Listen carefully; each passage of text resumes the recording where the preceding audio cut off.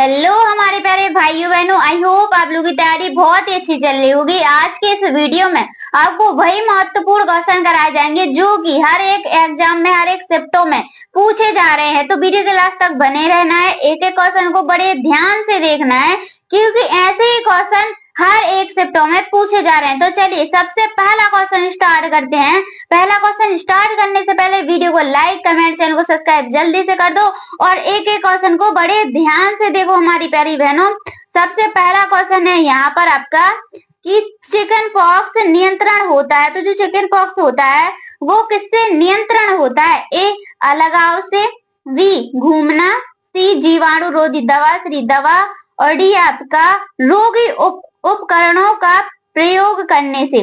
तो जो chicken pox नियंत्रण होता है वो होता है ऑप्शन नंबर ए सख्त अलगाव से। चलिए दूसरा क्वेश्चन देखते हैं हमारी प्यारी बहनों। दूसरा क्वेश्चन बहुत ही मोस्ट क्वेश्चन है और ये हर एक शिफ्ट में पूछा जा रहा है। स्वस्थ सुपोषित माताओं के शिशुओं का वजन कितना होता है? तो जो स्वस्थ सुपोषित माताएं होती हैं उनके शिशुओं का वजन कितना होता है? 35 ग्राम, 2.5 किलोग्राम, 4.5 किलोग्राम या फिर 2.0 किलोग्राम। तो यहाँ पर 2.5 किलोग्राम बिल्कुल करेक्ट आंसर हो जाएगा, ऑप्शन नंबर वी। जी हमारे प्यारे भाइयों बहनों, कल किस किस का एग्जाम है आप हमें ये जरूर कमेंट में बताना। 10 नंबर के बाद जितने भी क्वेश्चन स्टार्ट होंगे ना बहुत ही मोस्ट इम्पोर्टेंट है और वही क्वेश्चन हर एक शिफ्टों में पूछे जा रहे हैं। रुबेला है तो रुबेला क्या है? पूछा गया है कि एक जो रुबेला है वह रुबेला क्या है? जर्मन खसरा है, वी खसरा है, सी काली खांसी है या फिर मफ्स है। तो जो रुबेला होता है वो जर्मन खसरा होता है। याद रखना क्या होता है? जर्मन खसरा होता है। चलिए चौथे नंबर का क्वेश्चन देखेंगे, बहुत ही अच्छा क्वेश्चन है। चौथे नंबर का क्वेश्चन आपका सार्वजनिक स्वास्थ्य सुविधाओं को पुरस्कार देने के लिए निम्नलिखित में से कौन सी पहल है? देखिए सार्वजनिक स्वास्थ्य सुविधाओं को पुरस्कार देने के लिए निम्नलिखित कौन सी पहल है? ए कायाकल्प, we Kilkari, C Asha, D आपका उपरोक्त में से कोई नहीं। तो जो है वह कौन सी है?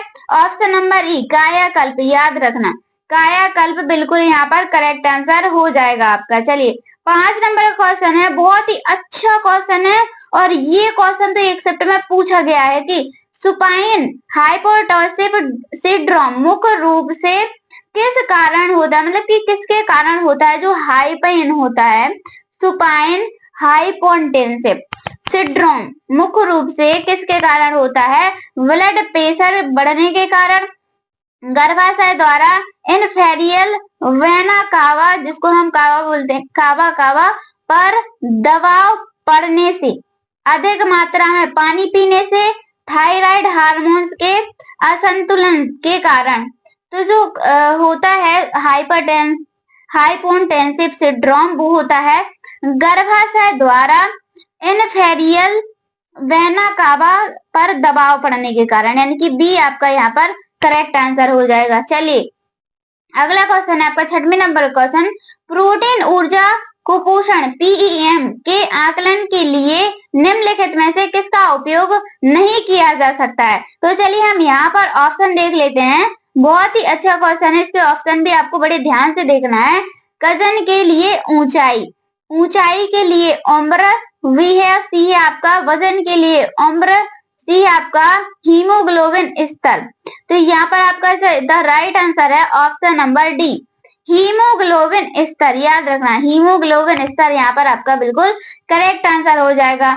चलिए अगला क्वेश्चन है हमारी प्यारे भाइयों बहनों, वासा WASS अवधारणा में शामिल है तो कौन कौन सी अवधारणाओं में शामिल है यह बताना है आपको। ए है आपका जल, स्वच्छता और स्वास्थ्य, वी है यहाँ पर आपका जल, स्वच्छता और हाथ धोना, स्वच्छता और हाथ धोना, सी है आपका महिला स्वच्छता और हाथ धोना, डी है आपका कार्य स्वच्छता और आवास। तो ये जो WASS बास है इसका अवधारणा किससे है?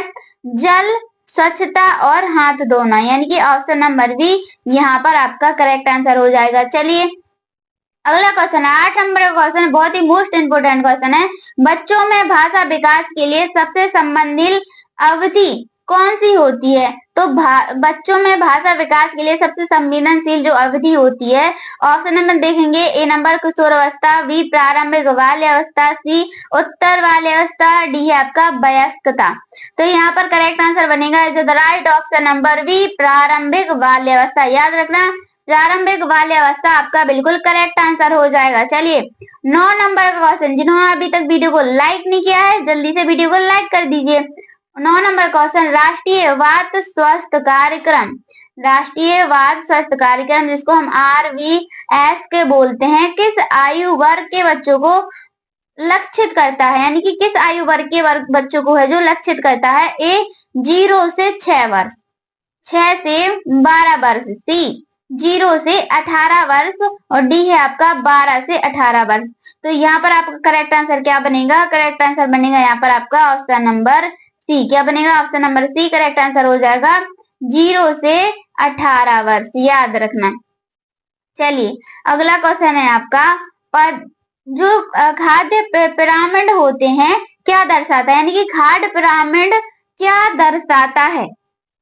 ए नंबर का देखेंगे हम, विभिन्न खाद्य समूहों को कैलोरी मान, क्या है? विभिन्न खाद्य समूहों को कैलोरी मान। वही आपका विभिन्न खाद्य समूहों को संतुलित आहार में अनुशंसित अनुपात। सी आपका खाद्य पदार्थों की भंडारण अवधि, खाद्य पदार्थों की पाचन क्षमता। तो यहाँ पर आपका जो करेक्ट आंसर बनेगा ऑप्शन नंबर बी बनेगा, विभिन्न खाद्य समूह असंतुलित आहार अनुशंसित अनुपात। यहाँ पर आपका करेक्ट आंसर हो जाएगा। चलिए 11 नंबर का क्वेश्चन, जिंक अनुपूरक निम्नलिखित में से किसके उपचार में सहायक है? तो जो जिंक अनुपूरक होते हैं वो निम्नलिखित में से किसके उपचार में सहायक होते हैं? ए बच्चों में दस्त की अवधि और गंभीर को, मतलब जो गंभीरता होती है उसको कम करने में, बच्चों में कब्ज को रोकने में। तीसरा है सी नंबर का है आपका, बच्चों की ऊंचाई बढ़ाने में, बच्चों में रतौंधी को रोकने में। तो आपका यहाँ पर करेक्ट आंसर क्या बनेगा? करेक्ट आंसर बनेगा आपका यहाँ पर option number A. Option number A correct answer हो जाएगा, बच्चों में दस्त की अवधि गंभीरता को कम करने में। चलिए अगला क्वेश्चन है हमारी प्यारी बहनों, 12 नंबर का क्वेश्चन है आपका, फोर्टिफाइड खाद्य पदार्थ क्या होते हैं? तो फोर्टिफाइड जो खाद्य पदार्थ होते हैं वह क्या होते हैं? ए नंबर का है आपका, जैविक रूप से उगाए गए खाद्य पदार्थ, अनुशंसित रूप से संशोधित खाद्य पदार्थ, वे खाद्य पदार्थ जिनमें अतिरिक्त पोषक तत्व मिलाए गए हो, कम कैलोरी वाले खाद्य पदार्थ। तो यहाँ पर आपको करेक्ट आंसर बताना है। चलिए बताइए यहाँ पर करेक्ट आंसर क्या बनेगा? जो भी हम आपको क्वेश्चन करा रहे हैं वो सभी आपको आने चाहिए, क्योंकि इसी तरह के क्वेश्चन आपके एग्जाम में आएंगे ही आएंगे। चलिए यहाँ पर ऑप्शन नंबर सी आपका करेक्ट आंसर होगा, वे खाद्य पदार्थ जिनमें अतिरिक्त पोषक तत्व मिलाए गए हों। 13 नंबर का क्वेश्चन है आपका, गंभीर तीव्र कुपोषण जिसको हम बोलते हैं, इसका फुल फॉर्म भी यहाँ पर दिया गया है। इस फुल फॉर्म को आप क्या कर लेना, याद कर लेना। वाले प्रबंधक में प्राथमिकता क्या होती है? तो प्राथमिकता पूछा गया है ना कि क्या होती है, तो ए नंबर है ककस्थ उन्व प्रोटीन आहार देना, संक्रमणों का उपचार और रोकथाम और धीरे धीरे पोषण पुनर्वास। वी आपका केवल विटामिन सप्लीमेंट देना, तुरंत वजन बढ़ाने वाली दवाएं देना। यहाँ पर कजन है, वजन लिखा है, वजन याद रखना। चलिए यहाँ पर करेक्ट आंसर बनेगा आपका ऑप्शन नंबर वी, संक्रमणों का उपचार और रोकथाम और धीरे धीरे पोषण पुनर्वास करेक्ट आंसर हो जाएगा। चलिए अगला क्वेश्चन देखते हैं हमारी प्यारी बहनों, बहुत ही अच्छा क्वेश्चन है। MUAC टेप का उपयोग मुख्य रूप से किसके आकलन के लिए किया जाता है? तो किसके आकलन के लिए किया जाता है? यहाँ पर हम ऑप्शन देखते हैं। चलिए ए नंबर का ऑप्शन है आपका, ऊंचाइयों, बच्चों में ऊंचाई का आकलन, बच्चों में वजन का आकलन। सी है आपका, बच्चों में तीव्र कुपोषण का आकलन। और डी है आपका, गर्भवती महिला में पोषण का आकलन बिल्कुल करेक्ट आंसर है आपका। चलिए 15 नंबर का क्वेश्चन देखते हैं हम। क्वासिओरकर का विशिष्ट लक्षण निम्नलिखित में से कौन सा है? जो क्वासिओरकर होता है उनका विशिष्ट लक्षण कौन सा होता है यह बताना है आपको। चलिए ए नंबर का ऑप्शन है आपका, बहुत ही अच्छा क्वेश्चन है 15 नंबर का। गंभीर मांसपेशीय छप, त्वचा के नीचे वसा की पूर्ण अनुपस्थिति। सी है आपका पेट में सूजन, विशेषकर पैरों और पेट में।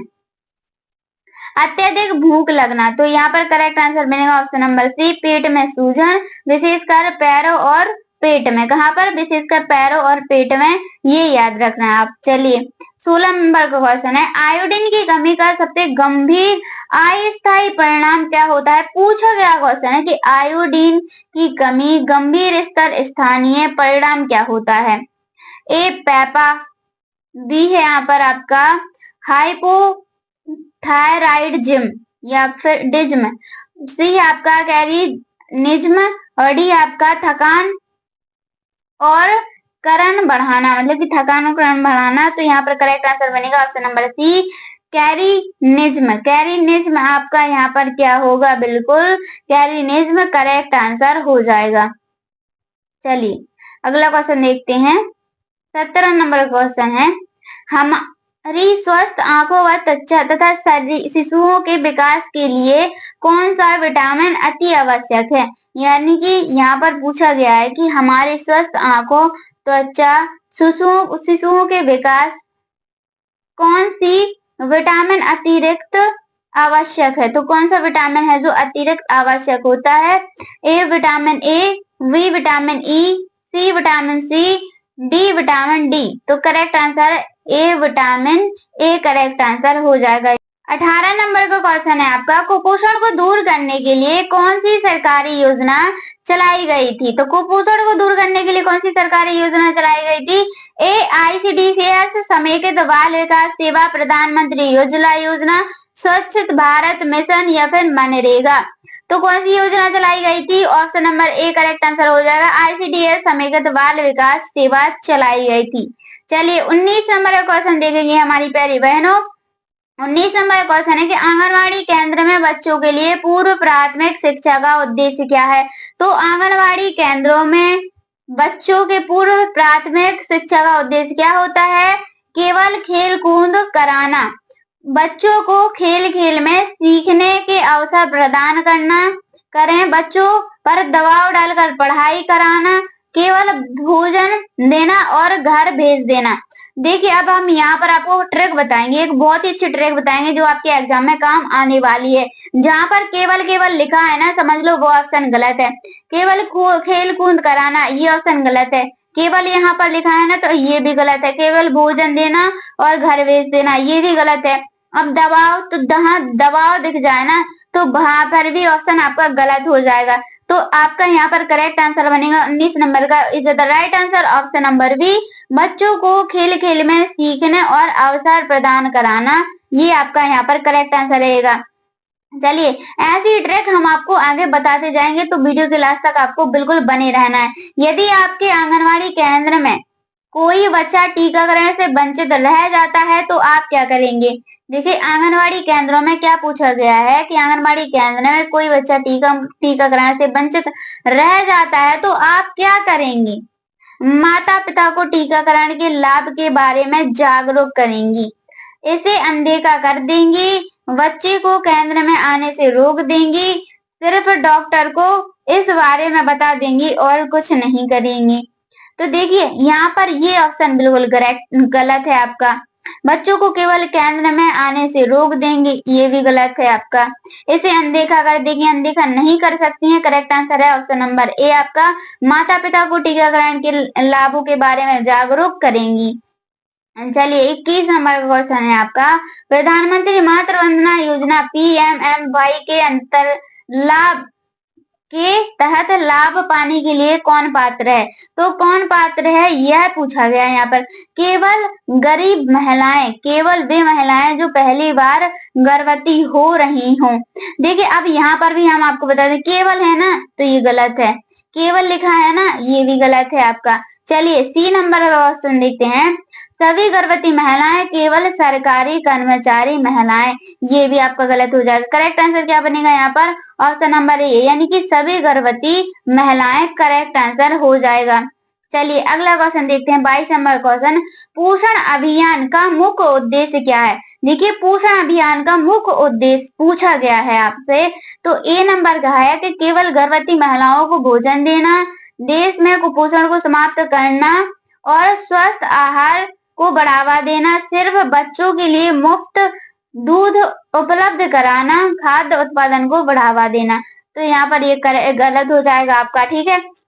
सिर्फ बच्चों को मुफ्त दूध पिला, ये भी गलत हो जाएगा आपका। और केवल है तो वो तो गलत होगा ही, तो correct answer option number B बन जाएगा। देश में कुपोषण को समाप्त करना, स्वस्थ आहार को बढ़ावा देना, करेक्ट आंसर यहाँ पर हो जाएगा। चलिए अगला क्वेश्चन देखते हैं। यदि आपके आंगनवाड़ी केंद्र में कोई बच्चा गंभीर कुपोषण से ग्रस्त है तो आप क्या करेंगी? क्या है यहाँ पर कि यदि आपके आंगनवाड़ी केंद्र में कोई बच्चा गंभीर कुपोषण से ग्रस्त है तो आप क्या करेंगे बताइए। ए नंबर है बच्चे के माता पिता को उचित आहार देने की सलाह देंगी, बच्चे को तुरंत पोषण पुनर्वास केंद्र में भेजने की सलाह देंगी, या फिर इसे नजरअंदाज करेंगी, बच्चों को केंद्र आने से मना कर देंगी। 23 नंबर क्वेश्चन का आंसर होगा आपका यहाँ पर ऑप्शन नंबर बी। क्या हो जाएगा? ऑप्शन नंबर बी यहाँ पर करेक्ट आंसर हो जाएगा। बच्चों को तुरंत पोषण पुनर्वास केंद्र एनआरसी भेजने की सलाह देना, यानी कि बी आपका यहाँ पर करेक्ट आंसर हो जाएगा। अगर गंभीर है तो आप इसी तरीके की सलाह देंगी, बाकी ये आपके तीनों क्या हो जाएंगे? यहाँ पर गलत हो जाएंगे। चलिए अगला क्वेश्चन देखते हैं हमारी प्यारी बहनों, बहुत ही अच्छा क्वेश्चन है। ऐसा नेता जो अपने अधीनस्थों की जागरूकता को प्राथमिकता देता है उसे क्या कहा जाता है? तो उसे कौन सा नेता कहा जाता है? ए नौकर नेता, बी तानाशाह नेता, सी व्यावसायिक नेता, डी निष्क्रिय नेता। तो हम उसको क्या कहेंगे? नौकर नेता कहेंगे। क्या कहेंगे? नौकर नेता कहेंगे। चलिए अगला क्वेश्चन, लीडर पैदा नहीं होते हैं बनाए जाते हैं, यह कथन किस पर जोर देता है? देखिए क्या पूछा गया है, एक सेकंड में पूछा गया क्वेश्चन, लीडर पैदा नहीं होते बनाए जाते हैं, यह कथन किस पर जोर देता है? अनुवांशिक नेतृत्व पर, नेतृत्व प्रशिक्षण पर, या फिर प्राकृतिक नेतृत्व पर, या फिर भाग आधारित नेतृत्व पर। तो ये है ऑप्शन नंबर बी, नेतृत्व प्रशिक्षण पर यह जोर देता है। चलिए अगला क्वेश्चन 26 नंबर क्वेश्चन है आपका, एक प्रभावशाली नेता कैसा दृष्टिकोण अपनाता है? तो एक जो प्रभावशाली नेता होता है वह दृष्टिकोण अपनाता है, केवल लक्ष्य प्राप्त पर ध्यान देता है। गलत है, केवल है ना, गलत है। कर्मचारियों की भावनाओं की उपेक्षा करता है, तो ये भी गलत है। चलिए अगला ही ऑप्शन देखते हैं, यहाँ पर सी नंबर का है, टीम भावना को बढ़ावा देता है, और डी है आपका केवल अपने फायदे की सोचता है। यहाँ पर केवल है ना, तो केवल यहाँ पर केवल है, ठीक है। तो ये भी गलत हो जाएगा, ये करेक्ट आंसर हो जाएगा टीम भावनाओं को बढ़ावा देता है। चलिए 27 नंबर क्वेश्चन, जब कोई नेता अपने अधीनस्थों को निर्णय प्रक्रिया में भाग लेने देता है तो वह किस प्रकार का नेतृत्व होता है? तो वह किस प्रकार का नेतृत्व होता है? कार्य केंद्रित नेतृत्व, स्वेच्छाचारी नेतृत्व, लोकतांत्रिक नेतृत्व, या फिर निष्क्रिय नेतृत्व। तो यहाँ पर ऑप्शन नंबर सी आपका करेक्ट आंसर हो जाएगा, लोकतांत्रिक नेतृत्व। याद रखना, लोकतांत्रिक नेतृत्व करेक्ट आंसर हो जाएगा। 28 नंबर का क्वेश्चन, एक नेता जो सभी निर्णय स्वयं करता है और अधीनस्थों से सलाह नहीं लेता है उसे क्या कहा जाता है? उस नेता को क्या कहा जाता है? ए नंबर का है यहाँ पर सहायक नेता, बी लोकतांत्रिक नेता, सी अधिनायकवादी नेता, डी है उदारवादी नेता। तो हम उसको क्या बोलेंगे? अधिनायकवादी नेता बोलेंगे। क्या बोलेंगे? अधिनायकवादी नेता बोलेंगे। चलिए अगला क्वेश्चन है आपका, लोकप्रियता से अधिक आवश्यक है प्रभावशीलता, यह किस प्रकार के नेतृत्व का संकेत है। चलिए यहाँ पर हम क्या करते हैं, ऑप्शनों को देखते हैं। अधिनायकवादी नेतृत्व, लोकतांत्रिक नेतृत्व, परिवर्तनकारी नेतृत्व या फिर करिश्माई नेतृत्व। यहाँ पर करेक्ट आंसर बनेगा आपका ऑप्शन नंबर सी, परिवर्तनकारी नेतृत्व करेक्ट आंसर हो जाएगा। चलिए 30 नंबर क्वेश्चन, एक अच्छे नेता की सबसे महत्वपूर्ण विशेषता क्या है? तो एक अच्छे नेता की सबसे महत्वपूर्ण विशेषता पूछी गई है।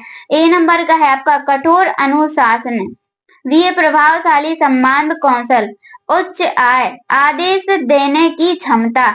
तो यहाँ पर करेक्ट आंसर बनेगा आपका ऑप्शन नंबर बी, प्रभावशाली संबंध कौशल एक अच्छे नेता के महत्वपूर्ण क्या है, विशेषता है या फिर मानी जाती है। चलिए 31 नंबर का क्वेश्चन है आपका, बहुत ही अच्छा क्वेश्चन है कि मैकडोनाल्ड रूल किसके लिए उपयोग किए जाते हैं? यहाँ पर हम ऑप्शन देख लेते हैं।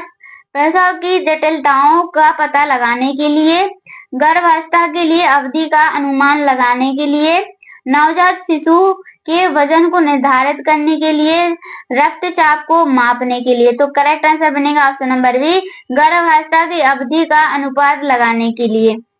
चलिए 32 नंबर क्वेश्चन देखेंगे प्यारी बहनों, सुपाइन हाइपोन्टेसिव सिंड्रोम के मुख्य लक्षणों में कौन सा सही है? तो कौन सा इनमें से सही है? ए उच्च रक्तचाप, चक्कर आना और ब्लड प्रेशर कम होना, वजन बढ़ना, थायराइड बढ़ना। तो यहाँ पर करेक्ट आंसर बनेगा ऑप्शन नंबर बी, चक्कर आना और ब्लड प्रेशर कम होना करेक्ट आंसर हो जाएगा। चलिए यहाँ पर अगला क्वेश्चन देखेंगे हम, स्पाइस हाइपोन्टेसिव सिंड्रोम से बचाने के लिए गर्भवती महिला को किस स्थिति में लेटना चाहिए? तो किस स्थिति में लेटना चाहिए यह पूछा गया है। पीठ के बल, क्या ऑप्शन नंबर ए क्या है यहाँ पर, पीठ के बल, सीधे खड़े रहना, बाईं ओर करवट लेकर या फिर दाईं ओर करवट लेकर। तो बाईं ओर करवट लेकर, याद रखना बाईं ओर करवट लेकर लेटना चाहिए। ऐसी और यूजफुल टिप्स वाली वीडियो देखने के लिए हमारे चैनल को जल्दी से सब्सक्राइब कर लो। और एमसीक्यू महत्वपूर्ण क्वेश्चन तो आपको कराए जाते हैं। चलिए ये क्वेश्चन आपके लिए बहुत ही महत्वपूर्ण है। सुपाइन हाइपोन्टेसिव सिंड्रोम मुख्य रूप से किस कारण से होता है? तो कौन से कारण से होता है?